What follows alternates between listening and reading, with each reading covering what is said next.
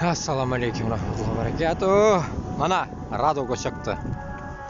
Raduga yomg'ir yog'adi, короче. Шулай. Так что такая вот погодка у нас. Постоянно дождь. Как будто в Англии живу. Такое чувство. Вот так.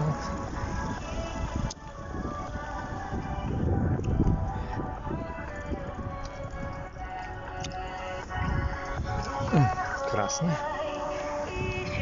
А тут солнце. Да. Коранго.